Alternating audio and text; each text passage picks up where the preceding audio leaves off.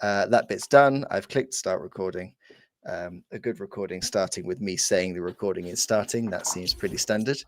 So that's all good. It's weird seeing so many faces because obviously normally 3 or 4 of us. I was like, how do I lay out 5 people?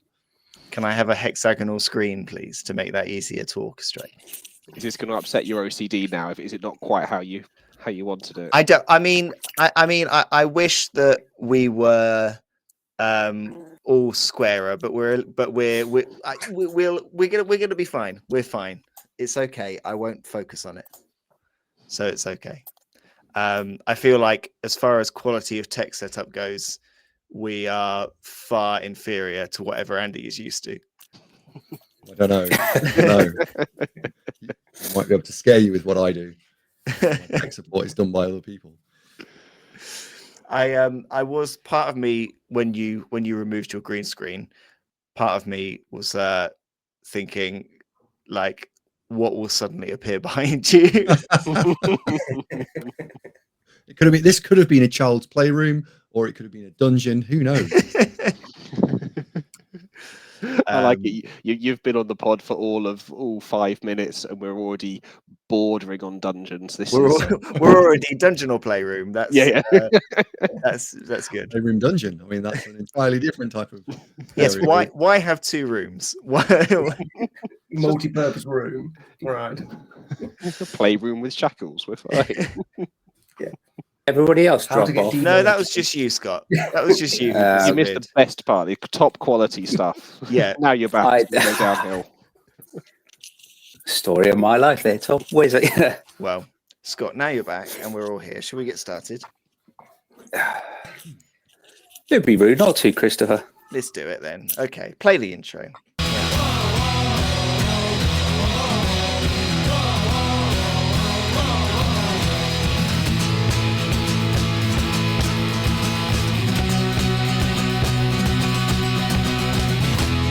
Hello, everyone. Welcome to New Dice Please, the bite-sized Blood Bowl podcast brought to you by the people at Blood Bowl Live. My name is Chris. Joining me this week, Mr. Scott Bryan. Scott, games console of choice can be past or present. Atari 2800. I'm so glad you went old school. Joining us also, Mr. Tom Hovell. Tom, games console of choice. Sega Mega Drive. Love it. And joining us, Mr. Tom Feeks. Tom, games console of choice. I'll go PS2. PS2. Starting to show ages now. Yeah, the clear age of the console slowly changed as we went through the order, which I think is brilliant. Just for reference, I was torn. I think I'm probably just going to go for like the original Game Boy, but a GameCube was tempting me because I did play it a lot. Anyway, enough about games consoles. This week, we are joined by a special guest to have one of our hot takes episodes. Graphics come up on the screen and it all looks fancy. And this week, we are simply not worthy. I was writing down an intro for our guest, and I'll just kind of blather on the things that I've got written down here. So we have got, according to the NAF, 19 tournaments won, 7 runner-ups, 5 most touchdowns, 4 most casualties, 10 other awards, played in 9 countries, on Team Wales, 3rd in the Blood Bowl 3 World Cup, number 1 ranked Necro coach on Blood Bowl 3. We are simply not worthy to have Mr. AndyDavo with us this week. Andy, thank you so much for joining us. What is your games console of choice? Thank you very much. It is a Mega Drive, but I would also go to favorite game, which is Streets of Rage 2 on the Mega Drive. Oh, okay. Nice. I mean, I like that we've got a full range of games consoles there, which is very pleasing. Andy, thanks so much for coming on this week.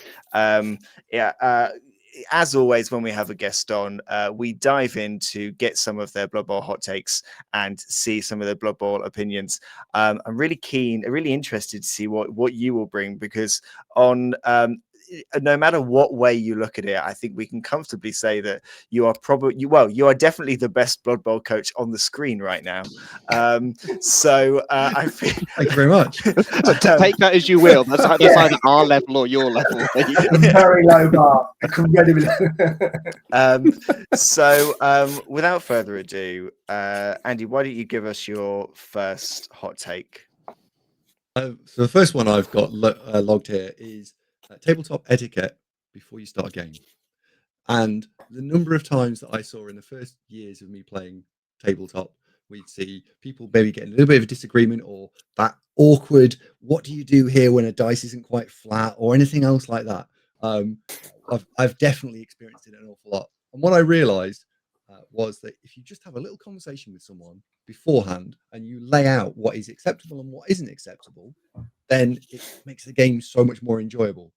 Me personally, I say, I'm going to roll some dice using a cup just here. If it's wrong, or if it flies out, or it just isn't anything out of the ordinary, we do it all again.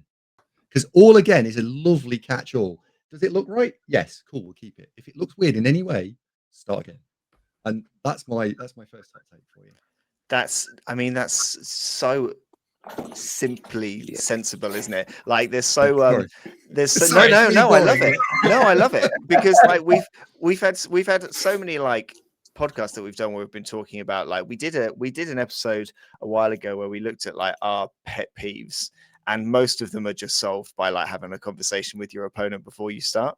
You also kind of avoid falling into traps where you maybe either let something go or something happens in a tournament and you look back and you go, oh, I should have done this, or you should have done that.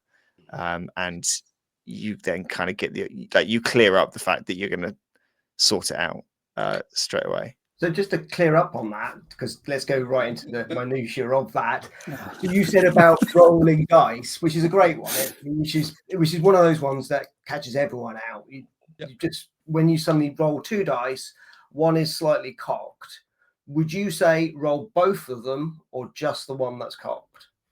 So I think that's about the contract that you and I might have at the start of the game. So I will say, for me, if it's not right, I'm going to do it all again, because then there's no ambiguity on that statement. Yeah. Now, if you want to say, do you mind if I just roll the one that's not flat? It's fine. Okay, you do you, but I'm going to do this. And then that brings in, what are you going to do? And I'm generally easy. Right? If people say I want to do one of those, don't care, but just pick something and stick to it at the start of the game. I normally also just clarify if we're allowed to take moves back. I'm sure you've seen a lot of people where you've moved a model. My stance on that is, if we can both remember where everything was, you can put it back. If there's any ambiguity and I can't remember or you can't remember, we need to leave it where it is. But probably you're trying to play in a good spirit. I want to win all the tournaments I go to, but I don't want to win it and go, oh, I feel like I've cheated someone out of a final. That'd be awful. I'd hate that. So playing a good spirit. I like that. Excellent. Have you had a incident at a tournament where, like, because you start the game by making sure that it's clear how you're going to do things? I'm guessing then, do you still encounter sort of scenarios where you do get a bit of an argument over something that has or hasn't happened, or because you kind of instigate that, let's do things this way, does it kind of almost force them to do it as well and just generally cut it out? I find it cuts it out. I can think of the number of games I played last year, and only in one game maybe I had a bit of I didn't really like that, and I played 130 something games last year, I think, and that wasn't actually about that result. It was about the implication that I was rolling really hot dice and my dice were unfair. So what we do, cool, we'll use them together then. Come on, you use them as well. If they're so broken, let's all use broken dice. And that is, again, that social contract, the idea that you are playing a game with someone else to try and make sure that it is a fair and balanced game. I didn't like the implication in the slightest, right? I thought that was way out of order. But during the game, okay, if you don't like my dice, let's share them. Tom Hovell needs to do that because Tom rolls more ones than anybody in existence. No, I'm happy to loan my dice to anyone. Yeah, absolutely. My running total at the moment is averaging in the league this year. It was averaging 15 ones a game. So I've had most of mine were up in the in the low 20s. So yeah. These dodge rolls, or are they for armor rolls, or what? How are you counting them? Anything. So I just, whenever I roll the D6s, every time I get a 1, I'll mark it down. Tom has counted this in a way that makes him sound like the worst possible player, rather than clarifying whether they're armor breaks or dodges or whatever they are. Tom wants to be cleared. He's proud of those spoons. Yeah, absolutely. You know, it's the only kind of goals I'm going to be able to achieve in Blood Bowl, is being the worst at it. You see, everyone tries to be the best. It's so underrated. Tom Feeks, I cut you off. No, I don't really have much to add other than I absolutely agree. I've got a dice tower that I love using because it's a scoreboard and a weather table at the same time. But the way it slopes, you sometimes get one dice that will sit sort of like that. And the first time it happened, I went, "Oh crap!" Like, and you have a conversation and then worked it out. And now I just set it out from the start. When I was setting it up, sometimes it does this. Do you want me to call it cocked or not? Because for me, I'm like, I'm not bothered because one face is clearly facing up. But also, I don't mind. The only question, what do you do in those scenarios which you maybe haven't discussed? So I think we've all had games, and I won't mention mine in case the person's listening, where you have a minor disagreement. So for me, like, how do you think about how do minor disagreements occur? First of all, a common one which I've tried to already nail then is dice, and what do you do if this dice is not flat or whatnot. You can also incorporate into that. Say you've rolled a 2D. I use the dice corp. So let's say I've rolled a 2D block and a D6 and a block dice. I've got mixed up. Well, it's wrong. Do it all again. Covered that in the beginning. What do we do if I should have rolled a 3 dice block and it's only rolled 2, or if I rolled a 1, it should have been a 2, or vice versa? Well, it's wrong. Do it again. It covers so many implications. Like anything dice related, it should already cover it.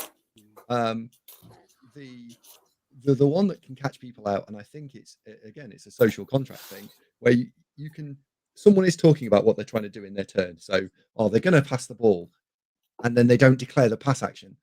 I don't like the fact that someone says, "Well, you didn't declare pass." Yeah, but you knew the intent that was there. Let the person do the thing.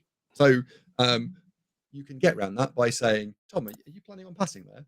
"Yeah, sorry, pass action." Right, and that takes that away. You don't even have to get into a disagreement about it. You're just asking and clarifying, is that what you're trying to do?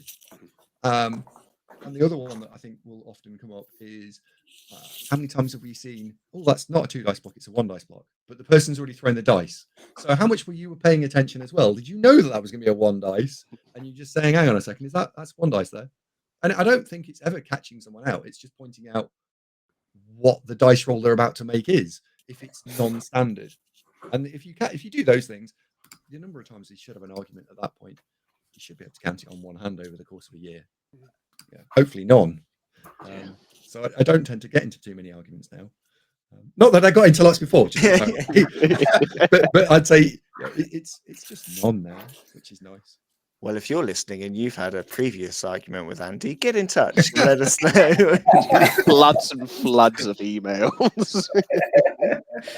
I really like the other. If you could share. Go on, Scott. If I can, Chris. Sorry. Andy, quick question. You said you played 130 games last year. Can you share with us any top tips you might have in getting that many passes from domestic management? From a Blood Bowl streamer and point at the fact that you need to be able to do that because of the streaming and the YouTube. And then also just be incredibly lucky in terms of who you spend your I'm not married yet, but it really is on the bucket list. So I think it's that, really. I think I'm incredibly fortunate. Each one of us now has a look on our face of just like, don't show if you're we're all fortunate too. It's not like I think it was 26 tournaments last year. I think it was 26. It was nearly one every 2 weeks. And I have to admit, by about October, November time, Emma said to me, look, stop it. Right. That's all she said. She didn't even mention what. I already understood. So the previous year I'd done about 15. So I think 15 to 20, she was a very tolerant lady and has let me get away with it. And I pushed myself a little too far last year. I think that's a very, very good topic actually, and maybe not one for. It's not so much of a hot take, but having the balance with your personal life, it's incredibly important, because it's like we all want to be playing as much as we possibly can, but everyone's situation is different. I've recently had to go down from 2 leagues to 1 because I just don't have the time to fit it in. And I'm really going to miss the other league. It was great fun, but just don't have the time. It's a really good topic to discuss, and a really good tester as to whether any of our other halves actually listen. Because I know that Emily would never find out about it ever. No, I think Kat would divorce me if I ever made her listen to it. Well, have you offered her a blood? Have you offered Kat a Blood Bowl team there, Tom? Oh, so many times just to see her reaction. It's not happening, Scott. It's not happening. We've tried to get a match with Kat and Emily before. Nah, it's not going to happen. Not happening. That is a very strong start for hot takes, and a very, very sensible one. What is your second hot take, Andy? So this one is just one that I dislike, and it is passing, and effectively the 2020 passing rules would be the all-encompassing statement, and wildly inaccurate specifically within that. So how on earth, in American football terms, I mean, I've not seen a quarterback throw it 50 feet backwards when he was aiming forwards. I've just not seen that yet. Maybe I just don't watch those games. Maybe they do happen and I don't see them. And I certainly don't see them getting thrown 50 yards sideways either. Right? I can understand sort of in a cone shape going forwards and he messes it up, sure, or she. But backwards and sideways, even if you're getting tackled, no, I'm struggling with that. So I don't like wildly inaccurate. And I don't like the fact that it's mega complicated, that you have to get the rule book out sometimes unless you're really into it. And you've got your deflection, then you've got your catch. It just passing. Come on, guys. Let's just make it a better. GW could fix that so much better than it is now. And let's add the passing skill tree into there as well. That's also hot garbage. So passing, wildly inaccurate, specifically passing. All of it's terrible and needs a complete rework, in my view. Last week we were talking about star players, and we talked about Barak Farblast, who is effectively a passing star player, probably with the skills he's got and all that sort of stuff, and those star players that have specific better passing skills, especially the ones with the cannons, which are which look like so much fun, but you feel like you never see, because maybe a lot of people actually just don't bother with big passing game now because it's either too complicated or anything like that. I love a passing game. I wish I would play and only ever pass and set up passing plays like proper American football style if I could, because I think it sounds really fun. But you're kind of limited to the teams you can do that with, and then also you have to remember every single step of it. So how would you change it then? Would it be as simple as swapping the sort of wildly inaccurate D8 to just a like throw-in template, or like how would you kind of amend it? Oh dear, now you're asking. So I think the first thing I would look at is the mechanics around passing, actually. So you said you don't do it, you don't see people take it. Well, really, I think most people don't take it because there aren't many options and it's really risky. So you suffer a chance of turnover. And in the skill tree, if you could have some skills that remove the chance of a turnover. So safe pass is a great example of one that we don't see very often, but if it was combined up with something else, then oh look, I've tried to throw it, it's not a turnover, and I tried the pass and it wasn't a turnover. That's a great third or fourth skill. And the other element I'd look at passing is actually to think about ball movement. Fumblerooski, I think, is a really interesting mechanic, but it's a skill.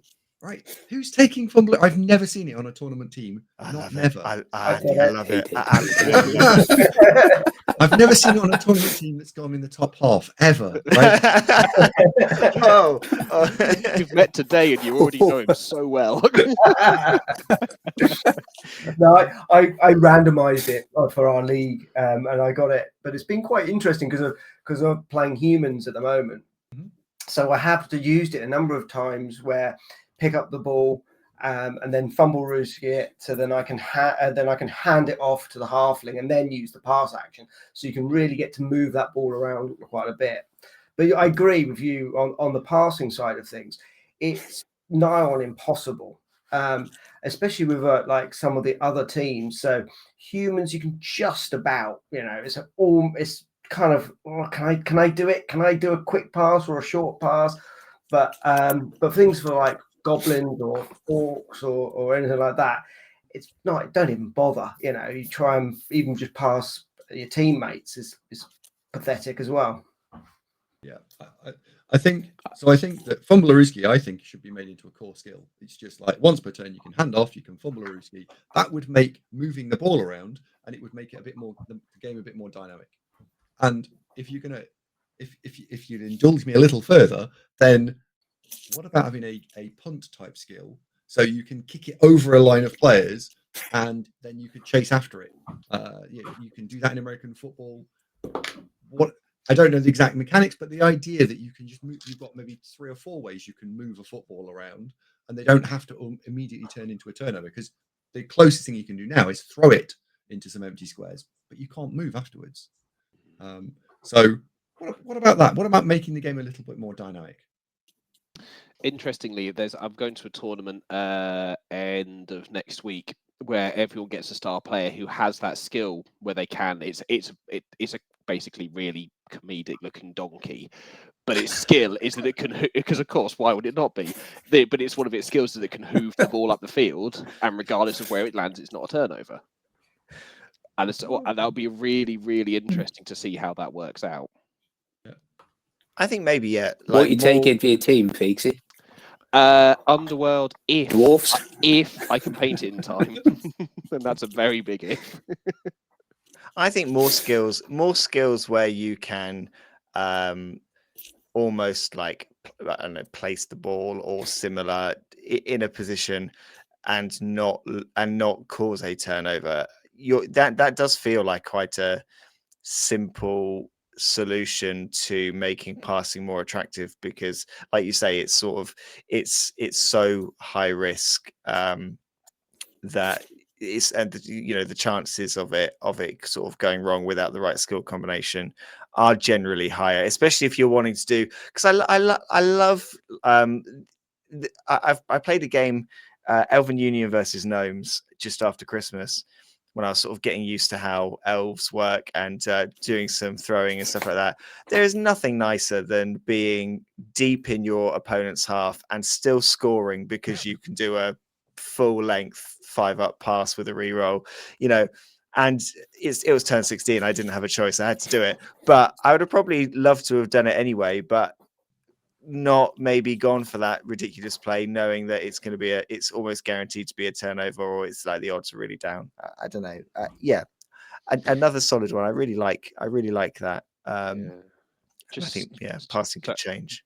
So very last point. Do you thinking on the whole passing situation with the skill tree and everything, but also the passing guys that GW give out, do you think that it's GW don't quite get passing? Or do you think there's someone at GW, because it feels like that doesn't like passing or has a real hatred of elves? Because I'm just thinking, it's just even the templates they use make it more confusing than just having the chart, which someone somewhere one day worked out, and it's been. I mean, whenever the rare occasion I do pass, it's there. I think that it's. I definitely take your point. It's definitely mega complicated, right? And it could absolutely be rewritten into a much cleaner and shorter form block of text. That's the first thing, that no matter what you do or don't do, it should be rewritten and made into an awful lot more simple version. Do they hate passing? Well, I'd heard a story that the reason we saw all the passing changes and saw that the passing was brought in, and I don't know how true this is that GW had received an awful lot of mails complaining about how passing was working, and so they decided to bring in a passing stat and throwers to make people pass. And I think almost the exact opposite's happened, which is you've made it harder, you've made it more complicated. The throws are overcosted, so I won't bother. So I don't think they achieved their goal, and it would be quite amusing if that was true. And I do hope that at any point in the future, if we get a chance to look at another edition and whatnot, that is something that is looked at, right? We've had Blood Bowl 2016, we've had Blood Bowl 2020. Fingers crossed that we can have the passing stuff looked at in the future. I mean, Tom, also on part of your point there's no way in hell that a company make the sprues of the Dark Elves with those shitty little fins that you have to stick to the legs and do it because they like the team. Like, I refuse to accept it. They've done that because they want everyone to hate Dark Elves as much as them. Like, it's got to be. I can't think of any other reason why you would have those stupid little fins. Like, drive. Oh, it's gonna set me off. You're not a fan of Dark Elves? There is a. I like them, but the GW team I made 6 as part of Dungeon Bowl, and hated every second of it. No. Sorry, Mr. Bryant, I cut you off. No, I was going to say there is probably one employee in Nottingham for GW who is the world's biggest scalper on Dark Elves sprues and on Dark Elves spikes, particularly. The amount you lose on a ratio is just like, it's anyway. GW have a good, healthy profit line. Hey, Lord praise capitalism. Should we go on to hot take number 3? Yeah, on that note, what's hot take number 3, Andy? All right, I saved this one till last, and that is stunting. Right, I dislike stunty in the extreme, but I don't dislike stunty just for the fact that stunty are a thing. And what I dislike is people who play competitive stunty and turn up to a tournament. Griffin Morg stunty, right? That's not stunty. That's try hard. That's what that is. That's pretending like they're fit, but they're not. And if you want to play a tier 1 team, fine. Knock yourself out, play a tier 1 team. You come and join me. You can sit next to me. We'll have a great time. But don't sit there and play halflings with Griffin Morg and pretend like you're hard done by. No, absolutely not wearing it. And as an extension, Stotlings can just get in the bin. All of them combined, the whole team, trash can. So I'll immediately clarify. You're talking about stunty teams or anyone with the stunty skill. So are we including skinks and Black Orc goblins in this? No. This is the stunty ogres, tier 3 teams. Yes. Okay. And I didn't mind them in the previous edition where you wanted to turn up to a tournament, you played goblins, and if you got to halfway, you'd done a great job because they were notably worse than everyone else. And it was, you're playing them because you want to challenge, or you're playing them because you don't care, or you're playing them because you want to sit and drink beer. Fine, right? There's loads of reasons to play stunty.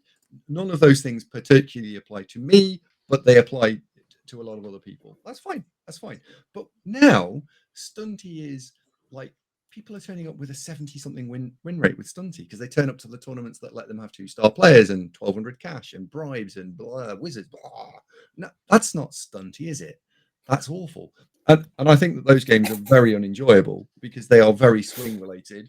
They just play to kill stuff and then score a 1 turn or score 2 touchdowns in the second half.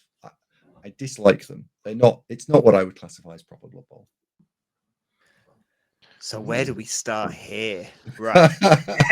So I want to float past you a regular listener. Hello, Mr. Scott Norman. You'll know exactly what I'm about to talk about here. So Scott only ever plays. He's in our league at home, and he only ever plays stunty teams. So he started off bringing goblins. Only ever played goblins. He then moved on to playing goblins, but only playing stunty. So he didn't take any trolls, and he would only pick stunty star players. That was the progression. We then came to this season, which he has won the Stunty Cup, where he brought a 0 team value snotling team, all just snotlings, no pump wagons, no trolls. At the beginning of every game, he would bring out the bingo machine, and he would get you to roll the bingo machine and pick what 2-star players were going to play. So he never knew what star players were going to come. It could have been Morgan Ripper. It could have been Acorn and Bomber. It could have been any combination. So completely random, 2 at random. And then he would basically fill out his remaining, what in some cases were a remaining million plus in inducement money, with rookies and master chefs and team training and kegs and special heady brew and think the fixer and bribes and all of this stuff, And giant. and of course a giant Oh, would normally giant, be yeah. present as well. So is it any, do you think it's any better if you go down the stunty route but not down the try hard stunty route, if you go down the Fine. random chaos stunty route? Right, all of that's completely fine. If someone had done that and they were playing in a league, it's quite amusing. Now, the possibility that you'd cause absolute carnage to somebody and just destroy their team would be, it'll happen to someone. You'll destroy somebody, but you've taken an Uzi and spread it across the room. At some point, you'll hit someone, but you probably will hit an awful lot of the wall as well, right? Yeah. And okay, I mean, I wouldn't particularly be excited about playing that myself, because I wasn't, Andy. I wasn't excited about playing. I came round to it once I won, but I wasn't excited about it to start with. Yeah, and for me, like, the reason I enjoy Bloodbowl, I've been playing it for near on 20 years, is because I enjoy the puzzle side of it. So the fact that you might pose a challenge to me, and then you say, right, your turn, and then I look at the board and we've got to try and work out some form of puzzle. Stunty is almost the opposite of that, isn't it? It's just complete carnage. And you don't really know what you're going to get given, and you know, nobody knows, because at some point something will just go, oh, it's failed that. Now, it's the competitive stunty that I really dislike. The people that are wrapping up, pretending like they're playing Carnage and Crazy when really they're playing the Morgan and Griff and all the other nonsense that's out there. That's just basically murder ball dressed up in a different way. Underworld pre-nerf were very much akin to that type of game style, and thankfully that got fixed. I had a look at I think it was when we were talking about a few weeks ago, where we were talking about snotlings, and I can't remember exactly why we were talking about snotlings. I think we were talking about secret weapons. We were talking about pump wagons, and I looked at the 2023 team list, because I think this was pre-2024 Welsh Open. Looked at the 2023 Welsh Open list, and there were 4 or 5 snotling teams, and I think we established every single one was exactly the same. Every single one was 2 trolls, Morg, and Hackflem across the board, with no variation. It were all identical. So do you kind of agree with what the FAQ has done and made these kind of superstars megastars? And then would you kind of almost say, right, you can only have one megastar, because the 3 you've just mentioned there, Chris, Griff, Hackflem, Morg, they're all megastars. So I think that's a really interesting point, but if you could leave me a little bit of latitude, we'll explore that a little bit, because the rule sets, the table, the tournaments, megastars or not, star players or not, I think you could do an entire show just on that topic. But megastars have the ability to dominate the board. Ultimately, that's why they're megastars. So, do you want to play a game built around this one ginormous super weapon, or do you want to play a game which is a skirmish game built around things that are broadly equal in value? Yeah. And that's a personal choice, right? All 5 of us here might actually have completely different viewpoints on that. So my personal take is, no, I don't really want super weapons on the board, so I would rather they didn't go to tournaments. I've pondered whether or not the NAF could look at rule sets and look at them maybe through a lens with various scaling, so you could have colors not dependent, but you have gold standard tournaments, which are super competitive tournaments. You know what you're going to get. and probably to those megastars and probably star players just aren't allowed to be part of the rule set. The idea is that the rule set is relatively balanced across as many teams as possible, and Stunty would be notably worse. You can take Stunty fine, but they're not going to be in the top 15 teams. Silver tournaments, a little bit of fun, a little bit of jank, but broadly still competitive. And then you could have bronze tier tournaments, which are do what you like. And then everyone would know what type of tournament they're going to. So you could have rankings for all those different things as well, right? So if you want to have a ranking for craziness, you're the world's best crazy player. Cool. And then there's world's best competitive player. Because at the moment they get conflated, and I think that's what causes arguments, that people are thinking about that. I'm really struggling to disagree with that at all. We've all had those matches against stunties with try-hard stunties, which are just horrible. I've played against Snotlings, they've taken Hackflem and Bomber. I'm not playing against stunties, I'm playing against Hackflem. And it's just weapons. It's just no fun at all. But having said that, when we went to Strangle Bowl last year, I played against a Snotling coach who he'd taken the Black Gobbo. He was just like, I don't care what happens. I'm just going for most fouls. It's possibly the best match I've ever played. It was absolutely hilarious. His final total for the day was 76. Was it something like around that number? It was like 76 over 3 matches. There were two coaches that basically battled for most fouls, and I think it was something like 76 and 78, something like that, were the two up there, which was absolutely nuts. It was, but stunties that just the thing is they're great fun if they're not taken that seriously. Yeah, that's stunties that are not being taken seriously. Totally fine. Don't dislike them. They're not my personal cup of tea, but absolutely go crazy.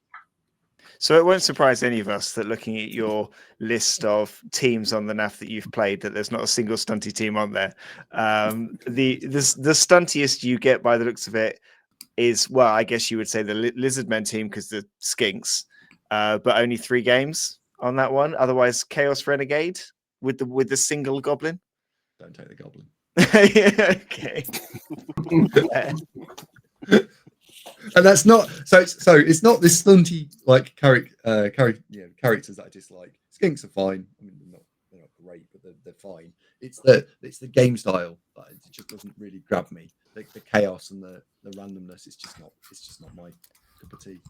Yeah, Chris, are you not going to pick up on Skinks aren't great? I saw your eyes flash as a lizard coach. I mean, I am intrigued to know. Because. So this is off topic slightly, but so obviously notable that there aren't any stunty teams on this list. Only because I am a lizard coach, I'm intrigued to know what your view of Lizardmen team is, because you've played it by the looks of it in one tournament and didn't have a bad record in that tournament. 2 wins and a draw. So I'm interested as to why you stopped there. Oh, so. As you're looking down the record, what I'm actually trying to do is play all the races up to 200. So okay, I've just started Lizards. I played them last weekend, and I'm playing them again at Water Bowl this weekend coming.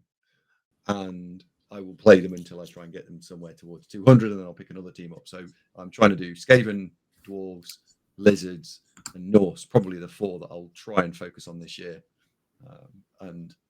It takes maybe 15 games if you do really well with them. So that's 15 times 4 is 60.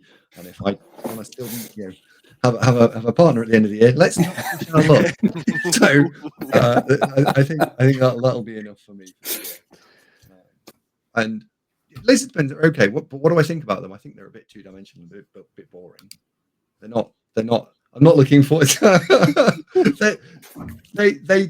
What I mean by that, I think, is that they don't have any passing play whatsoever. So their ball movement is related to either moving it and running it, or in an emergency they'll happily hand it off. Whereas elves, you've got a little bit more you can do with stuff. You'll look at all these dodges you could do, and then realise it's 3+ with a reroll, and you'll not do them.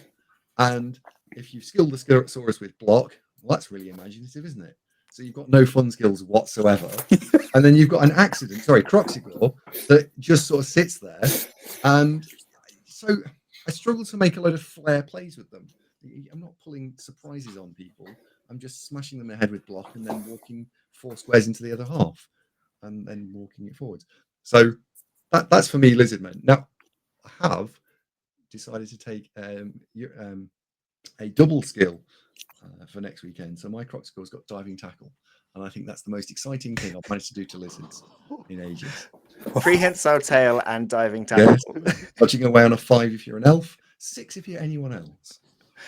That is, I mean, that's a bit filthy. I think you summed up quite nicely sort of how you play lizards well and what their flaws are. You summed up nicely that, but also why my kind of ranking with them is below average at best, because I try and do all of that stuff and fail miserably. They don't do any of that. So that explains a lot. Andy, they were. I think we saw. great I think we did players. see. Sorry, Chris. I think we did see your bottom lip quiver just a little bit there when Andy started talking about lizards, and then I'm glad to see the smile back, almost relief that basically lizards aren't that shit. Let's move on. Hey No, there. what I got out of that is anyone who plays them is incredibly boring. So sorry, Yeah. Chris. Can't wait to play you again, Mr. Feeks. Andy, they were 3 great hot takes. Thank you so much for those. 3 very good points as well, I think. Tell me a little bit about the tournament that you're organising, because firstly, I love Sheffield and will take any excuse to come up and see it as the first point. But I'm also just generally interested to know more. So tell me about that. Sure. The tournament is in its 4th year, so we've run. It's been previously called the Davo Invitational. However, we're going to rename it this year. We've still got to get NAF approval, so I don't know if I can actually confirm the name of the tournament yet. But we want to use the Bloodbowl Open, and the idea behind that is that it is going to be potentially up to 250 players, so we'll be rivaling the NAFC in terms of size. I don't know whether we'll actually get there or not. But the open element is that we want to try and encourage people who don't necessarily go to a tabletop tournament, but definitely play in their local tabletop league, or just go and focus on the grassroots players and say, hey, come and play this. You'll have a great time. And with that in mind, the ticketing price and structure and all the rest of it is then set up to do that. So if you haven't been to a tabletop tournament before, your ticket price will be half. If you bring someone that hasn't been to a tabletop before, I'm going to give you £5 off your ticket. And I'm also trying to see whether or not we could give away 10 to 15 tickets over the course of the rest of the year to local leagues and use them as prizes. Because what I'd really like to do is try and get people to come to the tournament and maybe bring a carload of people. So a tabletop tournament is the social experience and the gameplay. And the social experience really happens when you bring people that you know, and then you get to branch out and meet other people. It's less fun if you go on your own, I think. So how do we get more people to come and play? That's been my goal, and it makes me think about how I started. I didn't really know anyone, and you have to try and build those relationships. I really like that idea, because I've done. I've definitely enjoyed the tournaments where I've gone with people I know much more than tournaments where I have turned up on my own. Well, actually, the only tournament that I turned up to on my own, I think you were at as well. It was the South Sea Pirate playoff at the end of last year in Portsmouth, and I got absolutely annihilated. Playing lizards, annihilated by stunties. So it was just a general bad day for me. I really like the push to get new players in. When are you looking to do that up in Sheffield? So the venue is booked, and it's going to be on the 13th and 14th of September, and it will be at the Outpost in the centre of Sheffield. And we've moved it there for a couple of reasons. One, it's transport links are really good. A lot of people, if they're going to fly in internationally, are going to come in from Manchester or come in through London. Train links to both. It's right near the train station. I've moved it so it's now right near some cheap hotels, so hopefully the weekend won't cost very much either.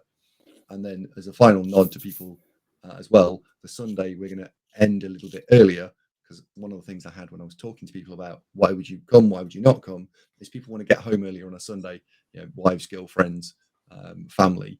They want to be able to get back and not be getting back at 9 or 10 o'clock at night. So we're going to notably start earlier on the Sunday. So. Fantastic. We will all try and be there. Thank you very much. Because it does sound great. Scott Bryant.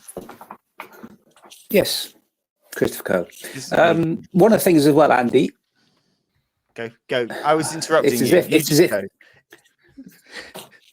It's nice to show Andy the levels of professionalism we can sink to on this podcast as well. Oh, we have not sunk that low. Come on. Yet, Mr. Feast, yet. Andy, you're also renowned for offering AndyDavo Bloodbowl coaching. If people want to improve their Blood Bowl skills, how can they do that?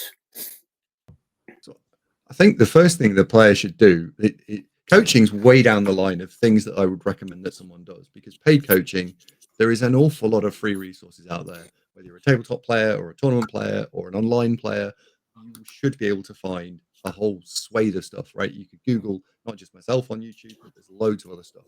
There is written content. So first question, what does that person enjoy? How do they enjoy consuming their content? Right? Are they painting and listening to it? Are they painting and watching it? What do they want to do? Go and find something like that. And you can often also just ask questions in a community. Right? Start with a thing and just try and identify for yourself, what am I struggling with? Is it offense? Is it defense? Is it setting up? Is it the mechanics of it? I don't know. Work it out. The coaching should be probably much further down the line when you've got a question. I want to work out how to solve this specific thing. I can't find any stuff on the internet that will help me. Okay, right. I'll now dive into coaching. So yeah, I do it, and it's an advert for not having it, right? I don't know if I did well. You were selling it so well. I was so well, yeah. I was thinking, let's give Andy's coaching services a quick plug here. No. But what we're going to do here on New Dice Please, dear listener and dear viewer, is we're actually going to employ Mr. Davo's services. And what we've got is a bit of a surprise. So Mr. Tom Hovell, the man, the myth, the legend in terms of rolling ones, and allegedly that's the reason for his 3 wooden spoons. What we're going to do, Tom, we're actually going to pay Andy. We're going to, as he does as a proper professional Blood Bowl coach, we will pay Andy, and then you can liaise with Andy for a private 90 minutes, I believe, Andy, session. They are indeed, yep. Right. So we will. You can organise the time and dates, and then we will come back after then your following tournament to see if you are able to put into practice all of the skills, the knowledge, and the everything you've learned from Andy. Or are you just a failure? Are you just someone we need to give up on and maybe cast adrift? I don't know.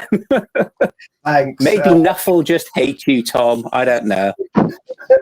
Okay. But this is the olive branch. It could also be the coaching's terrible, right? So you've got that in your back.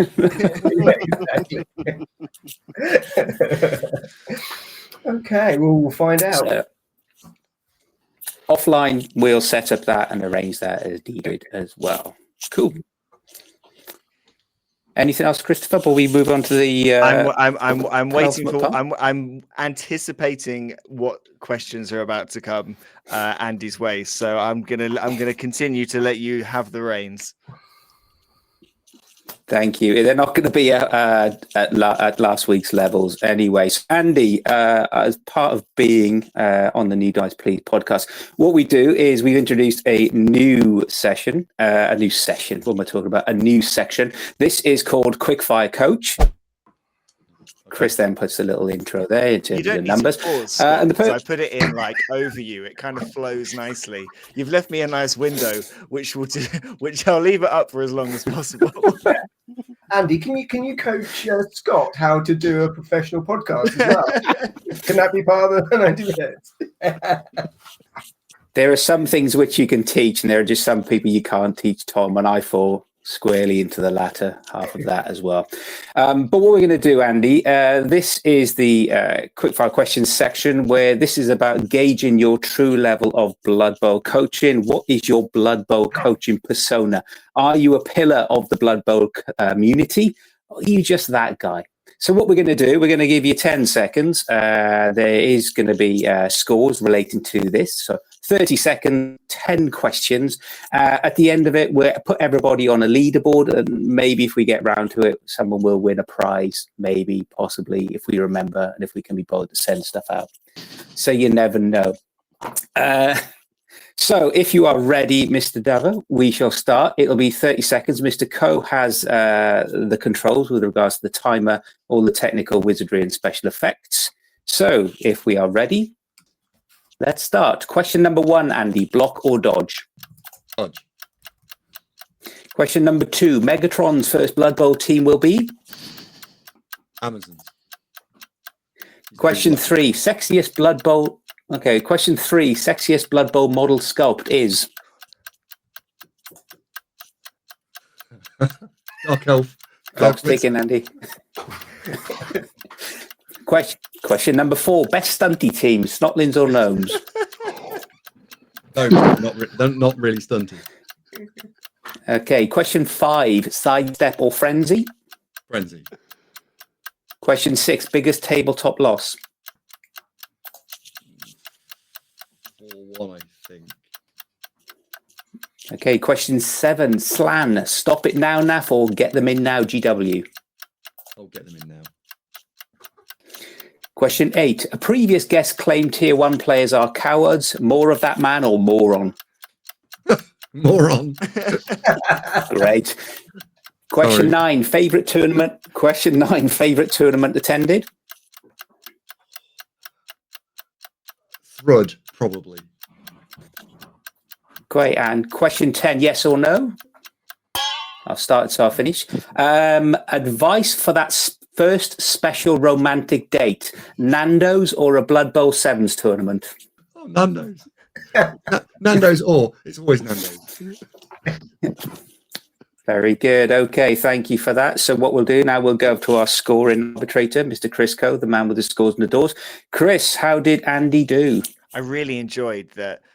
We did not know that Andy was going to bring his stunty opinions, and then you give him a this or that stunty question. I think it's just is fantastic. I listened to Andy's Blood Bowl 3 Twitch streams. Don't worry. We've got 8. We've got 8 out of 10. Oh, that sounds good. Wow. If you want to know your answers, Andy, in terms of which ones you may have got right or wrong, if you want to drop us an email, we'll explain how to contact us later, and then we'll put that to the committee, and maybe we'll get back to you in due course. But with great gusto, I can proudly pronounce that, Andy, with 8 points, you are currently top of the leaderboard. Second place then is Tom Hovland, Tom Feeks, equal with 6, and fourth, bringing up the rear, Chris Coe on 4. Yeah, I got shafted. So thank you very much, Andy. Welcome. One man shafted is another man's pleasure. Yeah, I think Dark Elf Blitz was wrong. On reflection, it's werewolf. I changed my answer there. I know you can't go back, right? The buzzer has ended, but I very much like the GW werewolves. Yeah. I mean, again, I think for the third podcast almost in a row, which Blood Bowl figure is the most attractive is never a podcast that we're doing. You have my word now that if there is ever a podcast episode where the title is "What is the most attractive Blood Bowl positional," then it will be the last one we do. We need to set up our own podcast. This is done. That's what the OnlyFans is for. No, that's not earning any money. Sorry. I don't paint at all, so sculpts is not something I have to worry about too much. I normally go and I see a fully painted, fully done team and ask someone where they got their team, and then go and buy the miniatures and then try and ask someone to paint them, of which I've various people who are good at painting, and I tend to hand them over and we do a deal about something. I've never painted. Just on that topic. Just on that topic, Andy, and touching upon the first hot take of etiquette, where do you stand in terms of to play grey or not to play grey? You mean so when people just bring people, unpainted miniatures? Oh. Is that a thing? That's not a thing, is it? You made that up. You made that up. I've never seen that. No, that's not true. I have seen it at a league, but I've never seen it at a tournament. Yeah. I think And the other one, which is a personal. Sorry, Tom, but this is a personal campaign of mine, Andy. For anyone who uses loom bands as skill markers, is that okay for you, or should they just be, shot at dawn? Hey, come on! You wait till I'm in charge of the world. You wait, Stacey. Let me get off. So, would I? You know, I feel like loom bands is a little bit like akin to Duplo, right? We all start somewhere, and we start with I don't know, teddy bears, and then we start building stuff, and we start with Duplo, and then we get to Lego, and then maybe we advance to Technic Lego, and you can buy really nice skill bands now that say the words around of what they are, and they stick onto the bottom of the miniatures. But I don't expect someone who's maybe played 2 games of tabletop ever to do that. So, you know, you give them here's a bag of Duplo, and then they can start with that, and then they realize that it's not as cool as having the word written on the bottom of it. So, no, I wouldn't shoot people. I think that's mean. If they've been playing with Duplo for several years now, don't you think we should maybe help them? What happens, Andy, is I tend to give Scott the smallest window of power, and then by the end of it, he is shooting the public, and I don't know what to do about him. I don't know what to do. But hey, There are some things, Chris, that therapy can't cure. Anyway, should we move on? Let's move on. We've had 3 great hot takes there. A very good performance in quickfire coach. So thank you very much, Andy. Mr. Bryant, I'm going to hand back to you briefly for our usual end of podcast routine. If people want to see more of this podcast, more of what we do, or anything like that, oh no, you don't do that bit. Tom does that bit. If people want to get in touch with us, there we are. If people want to get in touch with us in any way, shape, or form, how do they do that, Scott? Do you remember that conversation we had about attempting to be professional? Yeah. No, you don't. Anyway, if people do want to get hold of us, if they want to talk about anything in particular, what do you think of Andy's hot takes? Where do you stand on etiquette, passing, and stunties, or all in one go? You can email us. So that's newdiceplease, or one word or lowercase, newdiceplease@gmail.com. And Tom, Mr. H, if people want to watch more Blood Bowl or see any more of this insane drivel, where can they find that? Yeah, so we're on the socials. So New Dice Please on Instagram and Blue Sky. And you can also see, as well as hear us, on Blood Bowl Live on YouTube, where we've obviously got our podcast, but we also stream some of the league games there as well. Wonderful stuff. You can catch Andy over on his live stream. Andy, thank you so much for joining us this week and sharing your thoughts with us. It has been fantastic. Thank you so much for joining us. Thank you very much, Mr. Bryant. Thank you very much, Mr. Hovell. Thank you very much, Mr. Feeks. Thank you, everybody, for listening. We have been New Dice Please, and we'll see you next time.